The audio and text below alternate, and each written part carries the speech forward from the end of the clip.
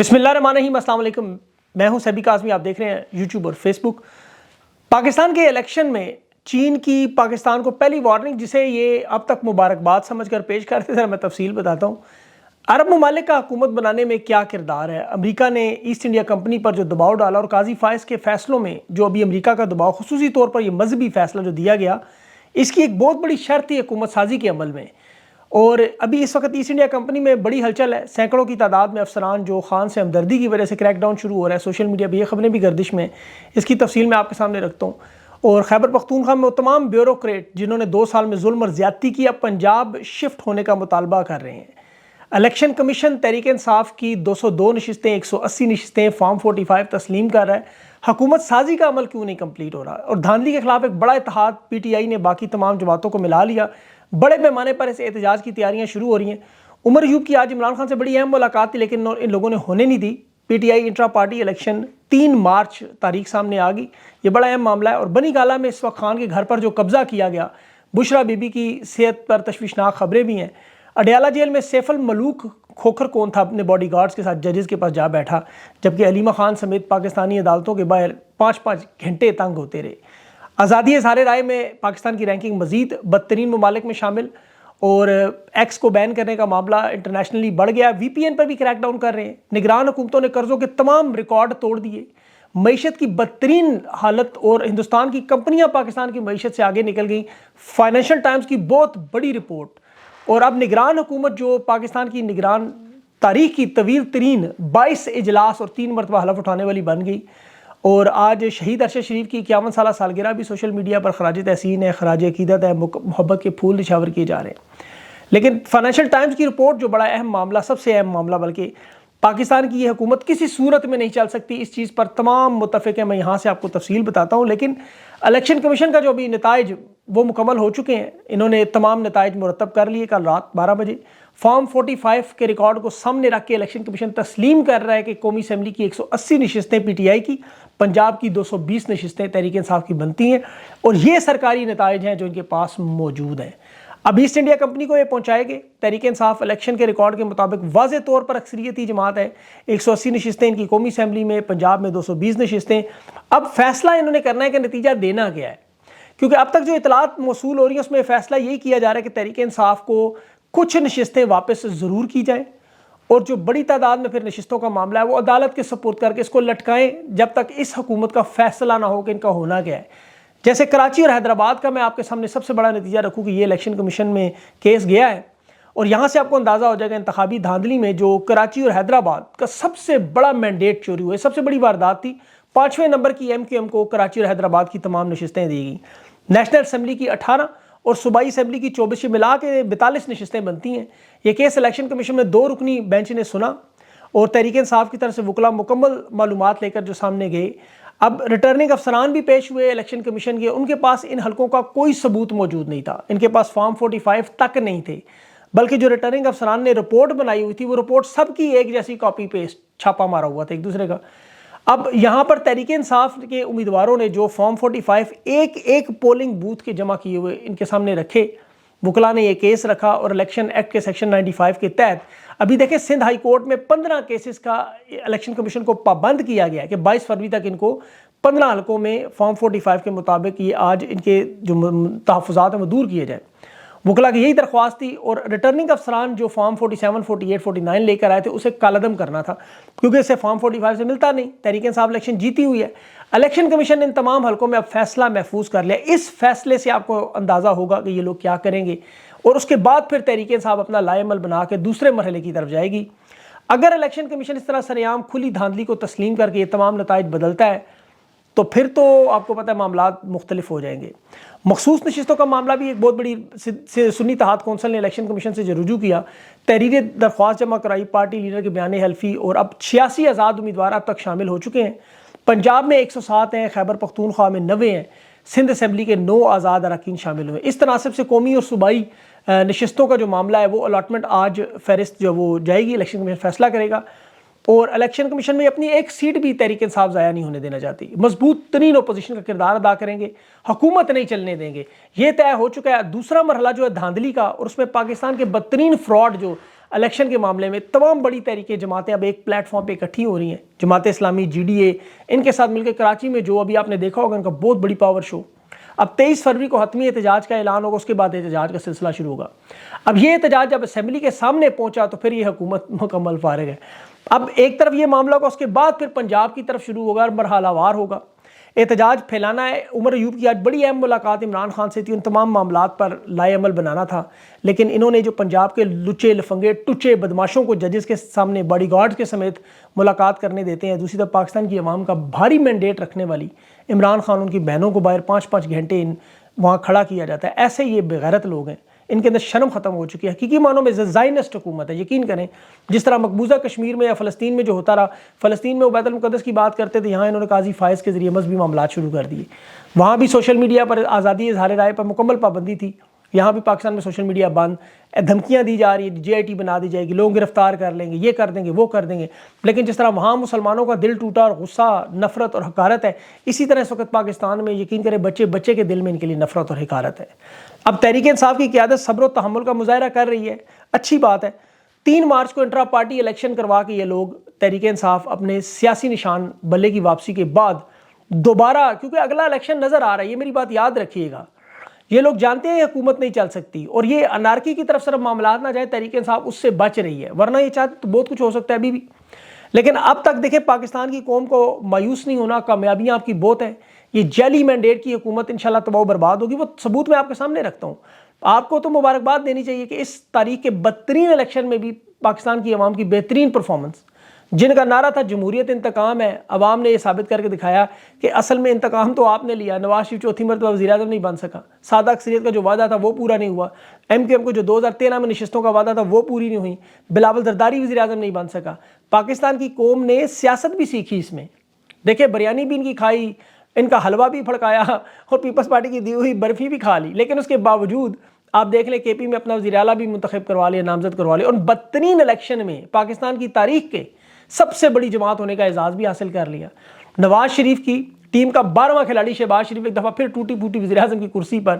اور دیکھیں پاکستان کی قوم میں سیاسی بیداری اور شعور کا نتیجہ ہے کہ 10 دن لگا کے یہ لوگ ووٹ گنتے رہے, اور جن کے لیے انہوں نے گراؤنڈ چھینا, دوڑ سے باہر کیا, وہ دوڑ میں بھی موجود ہے, اور یہ جانوروں کی طرح بھی لڑ رہے ہیں.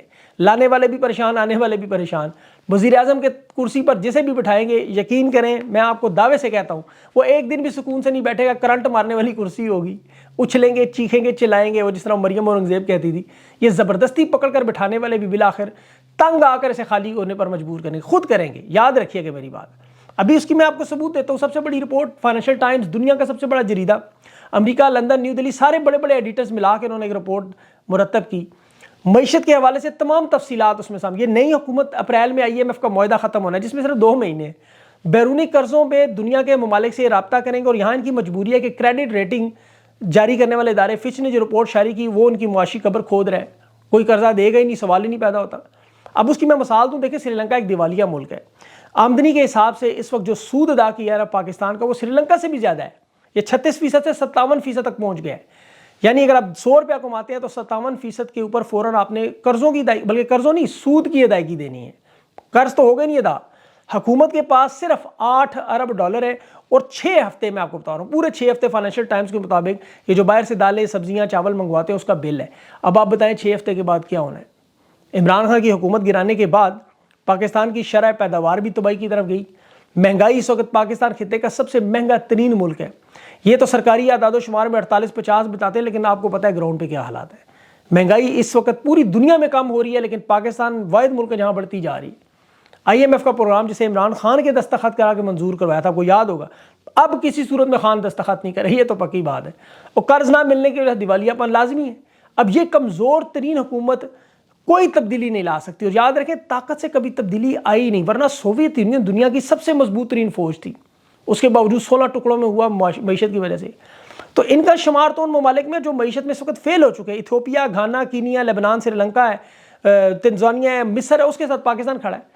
اب ان تمام ممالک میں یا تو ڈکٹیٹرشپ یا ہائیبریڈ رجیم, جہاں بھی یہی حالات, اور ان کو شرم غیرت تو ہے نہیں کہ ان کے ساتھ آزاد ہوا ملک بھارت ہے, وہاں ٹاٹا کمپنی جو پورے پاکستان کے GDP سے زیادہ اوپر جا چکی ہے, اور یہ مزید ایک دلدل میں پاکستان کو دھکیلتے جا رہے ہیں. آپ کو پتہ ہے پچھلے جنوری سے لے کر اب تک جو سرمایہ کاری ان 4 مہینے 34% کم ہو چکی ہے. جو موجودہ سرمایہ کاری ہے وہ بھی آہستہ آہستہ بیرون ملک نکل رہے ہیں، فارن انویسٹمنٹ پاکستان میں لانی تھی، یہ الٹا نکلتی جا رہی ہے۔ تو اس تمام صورتحال میں حل تو صرف ان کے پاس ایک ہی ہے، وہ عوام کا مینڈیٹ، جمہوری حکومت جو عوام کے فیصلے کرے، جس پہ انویسٹر اعتبار کرے، قوم اعتماد کرے، جسے اسپتال کے لیے لوگ 24 ارب سالانہ دے دیتے ہوں خیرات کی مد میں، اس کو لائیں۔ تمام سازشوں کا حل وہی نکالے گا۔ ورنہ دیکھیں الیکشن کے دوران، الیکشن سے پہلے اور الیکشن کے بعد پاکستان کی قوم نے اس کے ساتھ ہی کھڑے ہو کر ثابت کیا کہ یہ 12 جماعت ڈفروں سے زیادہ عقل مند ہے، قوم بھی اور وہ لیڈر بھی۔ جس طرح انہوں نے بلے کا نشان چھینا، مولیاں، بینگن، ٹماٹر پکڑائے، جلسے روکے، انہوں نے آن لائن شروع کر دیے، یہاں تک انہوں نے یقین کریں جلسہ گاؤں میں سانپ اور پانی تک چھوڑتے رہے، تحریک انصاف کو اس کا بھی توڑ نکالتی رہی۔ تو یہ جیلی مینڈیٹ چھیننے کا جو توڑ ہے یہ بھی نکال لیا۔ اگر ان لوگوں کو امید ہے کہ مریم نواز جیسے لوگ ان کی توقعات پہ آئیں گے، تو یہ تو وہ بزرگ مہر ہیں۔ اگر یقین کریں 62% کے پنجاب کو اگر مریم نواز کے حوالے کر رہے ہیں تو وہ ذرا غور سے ایک دفعہ کیپٹن صفدر کی حالت دیکھ لیں، یقین کریں غور سے دیکھ لیں اس کی حالت، آپ کو اندازہ ہو جائے گا یہ پنجاب کا کیا حال کرے گی۔ یہ میں آپ کو حقیقت بتا رہا ہوں، اس کے اپنے گھر کے حالات دیکھ لیں۔ عام طور پہ ہوتا نہیں، لیکن اس نے گھر نہیں اپنا آباد ہونے دیا، پنجاب کیسے آباد ہونے دے گی؟ البتہ یہ شغل میلہ لگا رہے گا، سیاست بورنگ ہو جاتی ہے، آپ کو پتہ ہے جس طرح وہ سرکس میں ایک جوکر کی حیثیت ہوتی ہے، اسی طرح سیاست اور ریاست میں یہ جوکر ہی ہیں سب لوگ۔ یہ اور ان کے ہینڈلر بھی یقین کریں ہاتھ لگا لگا کے دیکھیں گے ہوا کیا ہے ہمارے ساتھ، یہ کر کیا گئی ہے۔ یہ جو مکس چار حکومت انہوں نے بنائی، جس میں مسلم لیگ، پیپلز پارٹی، شہباز شریف کو وزیر اعظم، آصف علی زرداری کو صدر، قومی اسمبلی کا اسپیکر نون کا، ڈپٹی اسپیکر پیپلز پارٹی کا، چیئرمین پیپل پارٹی کا سینٹ کا، ڈپٹی چیئرمین نون لیگ کا، خیبر پختونخوا اور پنجاب کا گورنر پیپلز پارٹی کا، بلوچستان اور سندھ کا گورنر نون لیگ کا۔ یہ پاکستان کی وہ واحد حکومت ہوگی جو اقلیت میں چل رہی ہے۔ اندازہ کریں پہلے 16 جماعتوں کے ساتھ ملا کے اتحاد کیا تھا، اس دفعہ تو وہ جماعتیں بھی ان کے ساتھ نہیں کھڑی۔ خود نون لیگ اور پیپلز پارٹی کے اپنے لوگ برملا کہہ رہے ہیں کہ ہمیں یہ حکومت چلتی نظر نہیں آ رہی، اور اس کی وجہ ان کے اندر بھی شدید اختلافات ہیں۔ آپ یہ یاد رکھیں یہ حکومت اور اسمبلیاں کسی وقت بھی تحلیل ہوں گی، یہ ہر وقت تلوار IMF کی ان کے سر پہ لٹکتی رہے گی۔ یہ مضبوط اتحاد جو تھا فضل الرحمان اور اختر مینگل کی پارٹی کی وجہ سے تھا پچھلی دفعہ، اب وہ نہیں ہے ان کے ساتھ۔ ان کے تمام وزراء اور MQM کے پیپلز پارٹی کے کابینہ کے حصے نہیں بن رہے۔ معیشت کے حالات انتہائی خراب، ترقیاتی اسکیمیں ہیں نہیں، خیبر پختونخوا میں مکمل طور پر تحریک انصاف کی حکومت، اور یہ پارلیمانی نظام نہ ہوتے ہوئے بھی آصف زرداری صدارتی نظام چلانے کی کوشش کرے گا۔ اور آصف زرداری تو ہمیشہ سیاست ہی جوڑ توڑ کی کرتا ہے، وہ نون لیگ کی نہیں بلکہ اسٹیبلشمنٹ کی بینڈ نہ بجا کے آپ میرا نام یاد رکھیے، یہ خطرناک معاملہ ہے بڑا۔